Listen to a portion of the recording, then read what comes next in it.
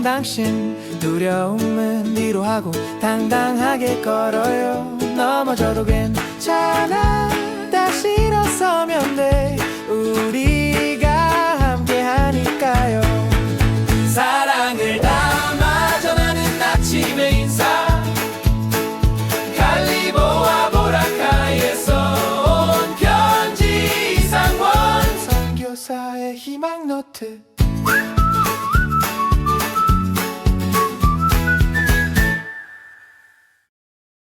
있잖아요. 우리의 진짜 모습.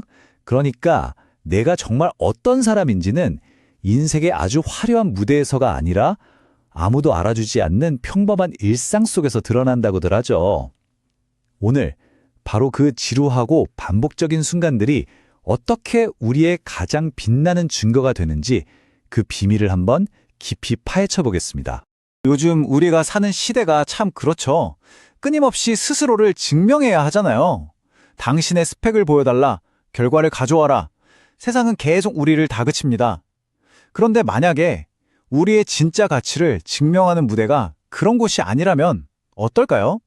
자, 첫 번째 파트는 바로 텅 빈 들판입니다. 하나님이 진짜 주목하시는 무대가 어디인지에 대한 이야기인데요. 당시 이스라엘의 첫 번째 왕이었던 사울은요, 세상의 기준으로는 완벽 그 자체였어요. 키도 훤칠하고 외모도 준수하고 누가 봐도 왕감이었던 거죠. 하지만 하나님께서 보시는 무대는 달랐습니다. 그의 마음, 그 중심이 온전하지 않았기 때문이에요. 바로 이 지점에서 하나님은 완전히 새로운 기준을 딱 제시하십니다. 슬라이드 왼쪽에 보이는 세상의 기준, 그러니까 겉으로 보이는 용모나 키가 아니라 오른쪽에 있는 중심을 보시겠다는 거였죠. 그래서 진짜 무대가 확 바뀝니다. 화려한 왕궁에서 저 멀리 흙먼지 날리는 베들레헴의 들판으로요. 그리고 그곳에 양을 치던 한 소년, 다윗이 있었습니다. 성경에서 말하는 이 중심이라는 단어는 히브리어로 레바브라고 해요. 이게 그냥 마음이 착하다 이런 감정적인 차원이 아닙니다. 그 사람의 지식, 의지, 인격 전체를 아우르는 말 그대로 존재의 핵심을 의미하는 거죠. 하나님은 바로 이 가장 깊은 곳을 들여다보신 겁니다. 그렇다면 여기서 한번 관점을 싹 바꿔보면 어떨까요? 우리가 매일 마주하는 그 지루하고 반복적이고 아무도 알아주지 않는 그 시간들이 사실은 우리의 레바브, 즉 중심을 빚어내는 거룩한 훈련소라면요. 다윗이 거인 골리앗을 쓰러뜨렸던 그 단 한 방, 그게 무슨 하늘에서 뚝 떨어진 기적이 아니었다는 거죠. 이 슬라이드에 보이는 것처럼 그건 텅 빈 들판에서 양들을 지키기 위해 정말 수천 수만 번은 던졌을 그 물맷돌, 지루한 반복이 만들어낸 필연적인 결과였습니다. 평범한 일상이 가장 강력한 무기가 되는 순간이었던 거예요. 이건요, 그냥 연습이 아니었어요. 이건 인격 그 자체를 보여주는 시험대였던 겁니다. 당시 목동은 정말 비천한 직업이었고 맹수가 나타나면 그냥 도망치는 게 상식이었거든요. 하지만 다윗은 양 한 마리를 위해서 목숨을 걸었습니다. 이 책임감, 이 전심이야말로 하나님이 보신 그의 중심이었던 거죠. 그러니까 보세요. 이 모든 게 하나로 딱 이어지는 거예요. 수만 번의 보이지 않는 연습, 그리고 사자와의 그 사투가 결국 골리앗을 무너뜨린 단 한 번의 결정타를 만들어낸 겁니다. 보이지 않는 곳에서의 충성이 보이는 승리의 기반이 된 거죠. 하나님이 다윗에게서 본 게 바로 이거였어요. 전심, 즉 온전한 마음. 이건 뭐냐면 나누어지지 않은 한결같은 인격을 의미합니다. 시편에서 다윗을 묘사할 때 톰이라는 단어를 쓰는데 바로 그 뜻이에요.